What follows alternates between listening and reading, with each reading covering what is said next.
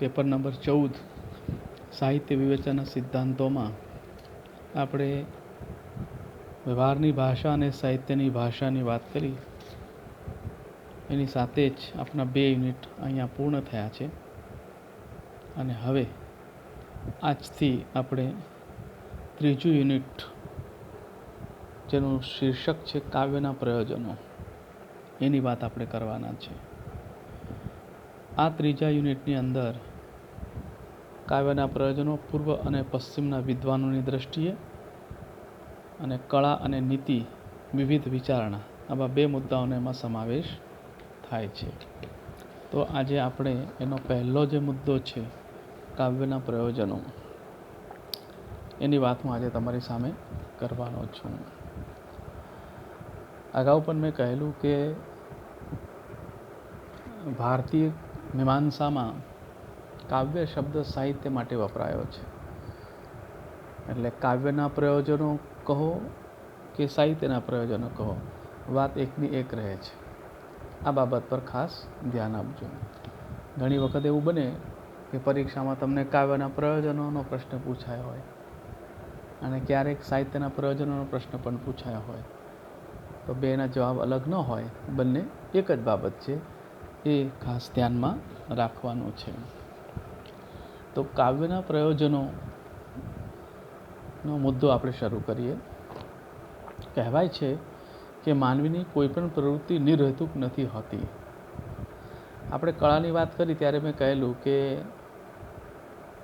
આપણા સંસ્કૃતના વિદ્વાન ભર્તૃહરિએ કહેલું કે કળા વિનાનો મનુષ્ય સાક્ષાત શિંગડા અને પૂંછડા વગરનો પશુ છે.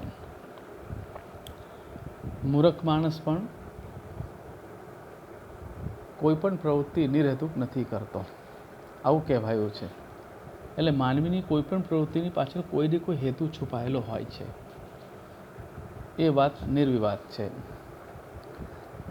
એટલે મનુષ્યની કોઈ પણ પ્રવૃત્તિની પાછળ પ્રગટપણે, અપ્રગટપણે, પ્રત્યક્ષ કે અપ્રત્યક્ષ ઉદ્દેશ કે હેતુ તો છુપાયેલો હોય જ છે. કળાની પ્રવૃત્તિ પાછળ પણ આવા પ્રયોજનો હોવાનું નકારી શકાય નહીં. પાશ્ચાત્ય સાહિત્યમાં તેમજ ભારતીય સાહિત્યમાં કાવ્યના વિવિધ પ્રયોજનોની ઘણી બધી ચર્ચાઓ અને સમીક્ષાઓ થઈ છે. પ્રયોજન એટલે હેતુપૂર્વક કાર્ય કરવું તે. આવું પ્રયોજનને આપણે એક વાક્યમાં કહેવું હોય તો એમ કહીએ કે પ્રયોજન એટલે હેતુપૂર્વક કાર્ય કરવું તે. કળા વિશિષ્ટ પ્રકારની પ્રવૃત્તિ છે, તો એના હેતુઓ પણ જુદા જુદા ને અનોખા હોવાના.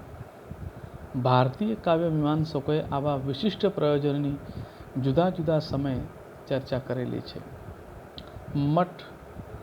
મમ્મટ અને રાજશેખર જેવાઓએ ગણાવેલા કાવ્યના પ્રયોજનો આજે પણ ધ્યાનપાત્ર છે અને એમાંથી કોઈને કોઈ પ્રયોજન આજે પણ સાહિત્ય સર્જનની પ્રક્રિયા પાછળ હોવાનું સ્વીકારાય છે. કાવ્ય પ્રકાશ નામના પોતાના ગ્રંથમાં મમ્મટે કાવ્યની સમીક્ષા કરતા ભિન્ન ભિન્ન કાવ્યાચાર્યોએ ગણાવેલા પ્રયોજનની નોંધ લીધી છે. આપણે ત્યાં મમ્મટના વિદ્વાને બહુ મોટું કામ કર્યું. જુદા જુદા કાવ્ય આચાર્યોએ જે વાત કરી છે, એ વાતને મમ્મટે પોતાની રીતે સંગ્રહિત કરીને આપણે આપવાનું બહુ મોટું કાર્ય એણે કર્યું છે.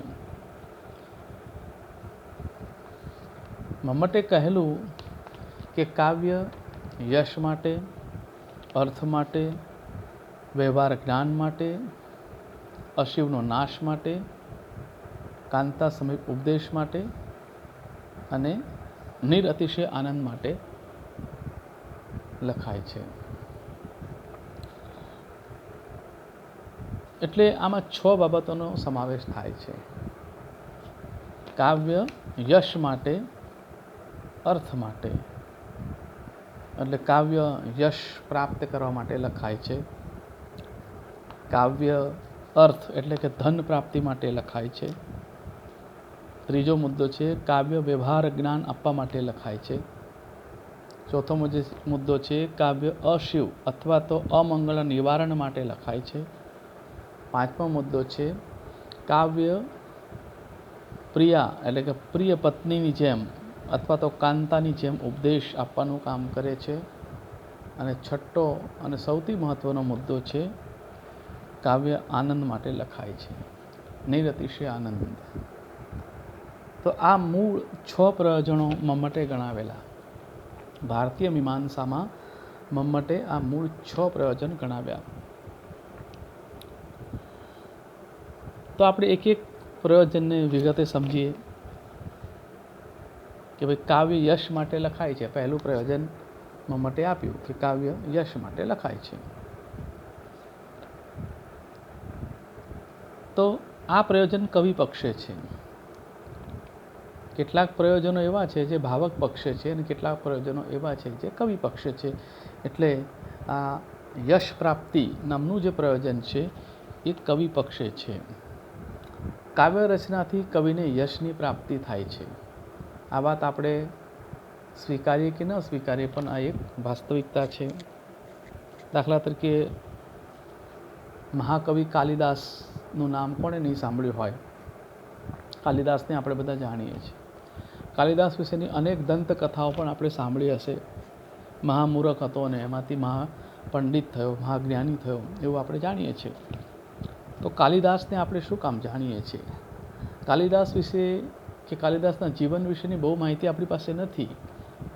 જુદી જુદી દંતકથાઓમાં કાલિદાસ વિશે જુદી જુદી વાતો કરવામાં આવી છે અને એમાં કયું સત્ય છે એ આપણે પામી નથી શક્યા. છતાં કાલિદાસને આપણે ઓળખીએ છીએ. શું કામ?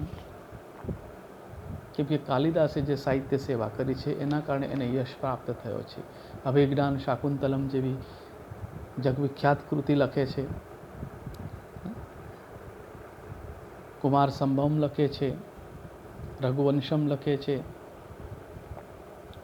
રતિ વિલાપ લખે છે. ઉત્તમ કૃતિઓ કાલિદાસ આપે છે. મહાકાવ્યો પણ આપે છે અને નાટકો પણ આપે છે. તો કાલિદાસના જીવન વિશે આપણે નથી જાણતા, છતાં કાલિદાસને આપણે ઓળખીએ છીએ. એની પાછળનું કારણ છે કે એની કૃતિઓએ, એને લખેલી સાહિત્ય કૃતિઓએ એને યશ અપાવ્યો છે. આપણે ગુજરાતી સાહિત્યમાં વાત કરીએ તો પણ કેટલાક સીમા સ્તંભરૂપ સર્જકો આપણી સામે છે. વર્ષોથી આપણે એનો અભ્યાસ કરીએ છીએ. આપણા અભ્યાસક્રમમાં એની કૃતિઓ મુકાય છે. જેમ કે ઉમાશંકર જોશી હોય, પન્નાલાલ પટેલ હોય, રાવજી પટેલ હોય. તમે ઇતિહાસ ભણો છો, નર્મદ તલપતથી માંડીને ઠેઠ સુરેશ જોશી સુધીના અને એનીથી પણ આગળના, એ બધા સર્જકોની કૃતિઓ આવે છે અભ્યાસ કરવા માટે. તો કેટલાક સર્જકો એવા છે, મેઘાણી છે, તો આપણે એને કદી ભૂલી શકવાના નથી, કેમ કે એની કૃતિઓ એમને યશ અપાવવાનું કામ કર્યું છે. રાજેન્દ્ર શાહ છે, નિરંજન ભગત છે, રમેશ પારેખ છે, બધા બહુ નામ આપી શકાય. તો આ બધા સર્જકોની એમની કૃતિના કારણે એમને યશ પ્રાપ્ત થયો છે. એટલે એમ કહેવાય છે કે કવિનો નશ્વર દેહ ન રહે તો પણ એનો અક્ષર દેહ તો અમરને ચિરંજીવ બની રહે છે. આજે નરસિંહ અને મીરાને પણ આપણે યાદ કરીએ છીએ.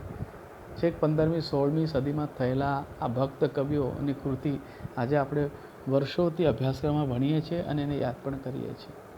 એ યશ એમની કૃતિઓના કારણે એમને પ્રાપ્ત થયો છે. કદાચ નરસિંહ અને મીરાને ખબર ન હોય કે પોતાની લખાયેલી કૃતિઓ આટલી યશસ્વીતા ધારણ કરશે, એવી એને ખબર ન હોય, પણ આજે એ કૃતિઓ આપણી સમક્ષ છે અને કૃતિઓની સાથે સર્જકો પણ ચિરંજીવ છે, આપણી વચ્ચે જીવતા જાગતા હોય એમ આપણે એને યાદ કરી રહ્યા છીએ. કવિતા અડેશ મૃત છે. કવિતા માટે કહેવાયું છે અડેશ મૃત, એટલે અમૃતમય છે. અને બીજો અર્થ એમ પણ કહી શકાય, અડેશ મૃત એટલે એ ક્યારેય મરી ન શકે તેવી, ચિરંજીવી. ભર્તૃહરિએ કહેલું, જયંતી તે સુકૃતિનઃ રસસિદ્ધાઃ કવીશ્વરાઃ નાસ્તિ યેષાં યશ કાયે જરા મરણ જય ભયમ. અર્થાત કવિનો ધ્યેય ભલે નાશ પામે, પરંતુ તેનું કાવ્ય નાશ પામતું નથી. આ કાવ્ય પ્રતિભાના બળે કવિને પ્રાપ્ત થયેલું યશરૂપી શરીર ક્યારેય નાશ પામતું નથી. મનુષ્યનું દેહ એ નશ્વર છે. એ તો ચોક્કસ સમય આવે એટલે નષ્ટ થઈ જાય. આ સૃષ્ટિ ઉપર સર્જાયેલી તમામ વસ્તુ નાશવંત છે. પણ સાહિત્ય જે છે એ ચિરંજીવ છે. આજે પણ 5000 વર્ષોથી પણ વધારે વર્ષો પહેલાં લખાયેલ રામાયણ, મહાભારત, વેદ, પુરાણ, ઉપનિષદ આ બધા આપણી સામે છે અને જીવંત છે. અને જ્યાં સુધી આ સૃષ્ટિ ઉપર માનવ જીવતો હશે ત્યાં સુધી જીવંત રહેવાનું છે. એટલે કવિને યશરૂપી શરીર મળ્યું છે સાહિત્યથી, એ નાશ નથી પામતું. અને એ કવિની કીર્તિ અને સુવાસને સર્વત્ર ફેલાવવાનું કામ કરે છે. એના યશને ઘડપણ, રોગ કે વિનાશનો ભય નથી હોતો. આપણે આવું સ્કૂલમાં ભણતા કે વિદ્યા આપવાથી વધે, અને વિદ્યા એ એવું ધન છે જેની કોઈ ચોરી કરી શકે નહીં. એમ આ સાહિત્ય છે એને કોઈ રોગ કે વિનાશનો ભય નથી. એ તો ચિરંજીવ છે. પ્રતિભાશાળી કવિ કાવ્યનું સર્જન કરે તો તે બીજા કોઈ પ્રયોજનથી નહીં પણ યશ પ્રાપ્તિ માટે કરે છે એમ કહેવાયું છે. પરંતુ સાવ આવું આપણે કહીએ તો પણ ચાલે નહીં. કેમ કે કવિ યશ માટે જ લખે છે એમ આપણે ન કહી શકીએ. પણ એટલું અવશ્ય કહી શકીએ કે કવિ લખે છે એનાથી યશ તો મળે જ છે. પણ કવિઓ પોતાના આનંદ માટે લખે છે એમ કહેવું વધારે યોગ્ય લાગે છે. પોતાની ખોજ માટે લખે છે. આંતર ખોજ કરવાની છે. આપણે બહાર બધું બહુ શોધીએ છીએ પણ અંદર નથી શોધતા.